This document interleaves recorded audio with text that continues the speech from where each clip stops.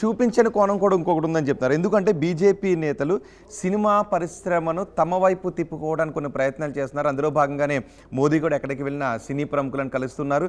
హైదరాబాద్ వచ్చిన సినీ ప్రముఖులను కలుస్తున్నారు. ఇక్కడ కూడా అల్లు అర్జున్ని సపోర్ట్ చేయడం ద్వారా సినీ పరిశ్రమను మీ వైపు తిప్పుకోవాలి అని ఒక ప్లాన్ చేస్తున్నారు అనే ఒక కోణం కూడా ఉంది. కాంగ్రెస్ వాళ్ళ చరిత్రలో పెద్దల సభకి రాజ్యసభకు పంపడానికి కాంగ్రెస్కు 100 అవకాశాలు ఉన్నాయి.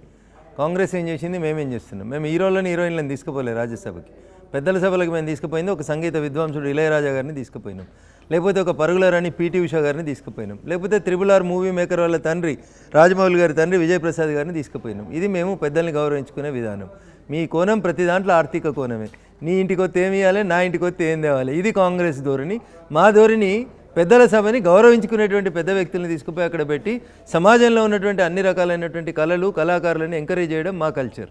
దానికి సినిమా రంగం ఏముందండి? RRRకి ప్రైజ్ వచ్చింది, మేము ఇచ్చినామా? ఆస్కార్ వాళ్ళు ఇచ్చిర్రు వాళ్ళ పాటకి చూసి. అది కూడా నరేంద్ర మోడీ గారు తప్పేనా? మంచిని మంచి అనడం మా సంస్కారం. మీరు మంచిని చూడలేకపోవడం మీ దుర్బుద్ధి. రఘునందన్ రావు గారు, ఒకవేళ అదే అంటే మీరు ఇక్కడ అల్లు అర్జున్ వైపు ఉన్నటువంటి కోణాన్ని నేను చూస్తున్నానని మీరు చెప్తున్నారు. కానీ వాళ్ళ మామ Pawan Kalyan AP deputy CM Mohan Babu గారు చేసింది కూడా తప్పని చెప్పిన. మీరు వినకపోతే నేను ఏం చేయలేను. ఒక జర్నలిస్ట్ మీద దాడి చేయడం దుర్మార్గము అని చెప్పిన, హత్యాయత్నం కేసు పెట్టాలి అని చెప్పిన, వెంటనే మోహన్ బాబుని అరెస్ట్ చేయాలి అని చెప్పిన. ఎందుకంటే నేను రిపోర్టర్గా పనిచేసిన కాబట్టి రిపోర్టర్లు దిక్కు ఉండాలనుకున్నా. మీకు ఏ కోణం లేకపోతే ఎట్లబ్బా? ఏదో కోణం తీసుకోర్రి. మరి అక్కడ మోహన్ బాబు తప్పు చేస్తే తప్పు అన్న, ఇక్కడ ప్రభుత్వం తప్పు చేస్తే తప్పు అన్న.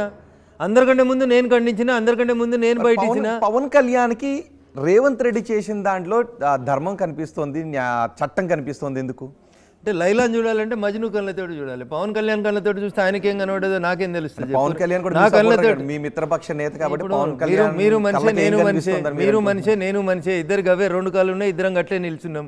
కానీ ఇద్దరికి వేరు కనబడుతుంది కదా. ఒక సంఘటన పట్ల ఒక మనిషి ఎట్లా స్పందిస్తాడు అనేది ఆయన ఇష్టం. అది ఆర్టికల్ 19 ఫ్రీడమ్ ఆఫ్ స్పీచ్. ఆయన ఇష్టం ఆయన మాట్లాడితే, నా ఇష్టం నేను మాట్లాడతా. Is not our party boss, is not our party president. ఆయన అభిప్రాయం ఏం చెప్తారు, వారి అభిప్రాయం నేను గౌరవిస్తాను, నా అభిప్రాయం నేను చెప్తాను. మీకు నచ్చితే గౌరవించరు, లేకపోతే లేదు. What is wrong in it? కానీ ఒక రేవంత్ రెడ్డి స్థానంలో ఉంటే నేను కూడా అదే చేసి ఉండేవాడిని అనే పవన్ కళ్యాణ్ వ్యాఖ్యలను మీరు ఎలా తీసుకుంటారు? మీరు సపోర్ట్ చేస్తున్నారు అల్లు అర్జున్? సో నేను పవన్ కళ్యాణ్ గారి స్టేట్మెంట్ చూడలేదు, పవన్ కళ్యాణ్ గారి వ్యాఖ్యల్ని నేను వినలేదు. సో పవన్ కళ్యాణ్ గారి షూస్లో నేను కాళ్ళు పెట్టి మాట్లాడదలుచుకోలేదు. Okay, I have my own shoes. Okay, అంటే ఇప్పుడు ఆ ఇష్యూ తర్వాత ఇక్కడ సినీ పరిశ్రమకు సంబంధించి బెనిఫిట్షియల్ ఆపేశారు, టికెట్ రేట్లను పెంపడానికి కూడా ఆపేస్తున్నామని ప్రభుత్వం ప్రకటించింది. దాన్నైనా సమర్థిస్తున్నారా? ఎన్ని రోజులు ఉంటారో మాట మీదనే చూద్దాం. కొత్త సినిమాలు మళ్ళీ వస్తాయి కదా ఇప్పుడు జనవరిలో, వాటికి ఇస్తారా ఇయ్యారా చూసినాక మాట్లాడుకుందాం. How many days Congress will stick on to that sentence or statement అనేది చూద్దాం సార్. తొందర ఎందుకు? వాళ్ళ అవసరానికి ఒకటి, వాళ్ళ అవసరానికి ఇంకొకటి ఇట్లా చేస్తారు వాళ్ళు కాంగ్రెస్ వాళ్ళు. Wait and see. ప్రసాద్, మిమ్మల్ని క్వశ్చన్ అడగాలనుకుంటున్నారు.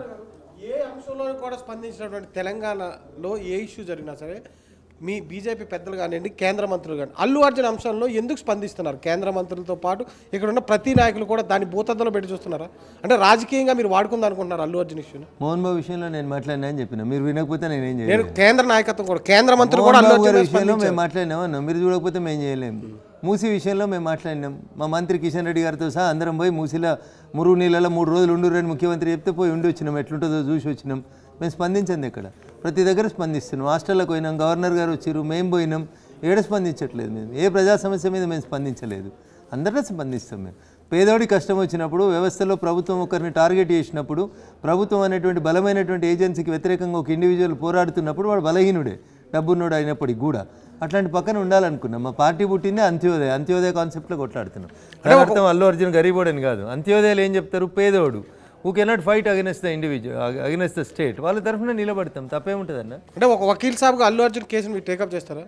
ఆయన వచ్చి అడగాలి, ఫీజు ఇవ్వాలి కదా. ఏం లేకుండా ఉత్తగా నేను ఎందుకు వాదిస్తాను? వకీల్ అంటే ఫీజు తీసుకొని వాదించేటోడు. అట్లా ఫీజు ఇస్తే తప్పకుండా వాదిస్తాం. ఎంత ఫీజు కావాలి మీకు? అది క్లయింట్కి వకీల్కి మధ్యలో ఉండే సంబంధం, అది ఓపెన్ ఎయిర్లో డిస్కస్ చేసే సంబంధం కాదు. ఓకే, ఒకవేళ అల్లు అర్జున్ కేసు మీరే తీసుకుంటే మీకున్న ఒక స్ట్రాంగ్ పాయింట్ ఏంటి? ఏ పాయింట్ తీసుకుని మీ ఆర్గ్యుమెంట్స్ వినిపిస్తారు? అలా కేసు ఏముందని ఫస్ట్, అలా కేసు ఏముంది అంటున్నా. పెట్టారు పర్మిషన్ ఇచ్చిన పోలీసులు అంటే పెట్టుడు చాలా పెడతారు ఈ దేశంలో. చాలా మంది మీద చాలా కేసులు. కల్పబుల్ హోమిసైడ్ పెట్టారు, గ్రేవియస్ హట్ 118A రానీరు, ఛార్జ్షీట్ అయినారు సార్ తొందరగా. అలా ఏముందని, అసలు ఏం నిలబడుతుంది అని కేసు? నిలబడదా? ఏం నిలబడుతుంది?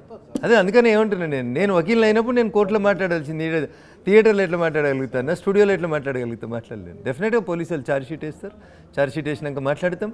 ఇంకొక 10 ఏళ్ళ తర్వాత ఇదే రోహిత్ ఇదే రఘునందన్ మళ్ళీ మాట్లాడతారు అదే కేసు గురించి. ఏమవుతుంది, అక్విటల్ అవుతుందా శిక్ష పడుతుందా చూసినాక మాట్లాడతాం.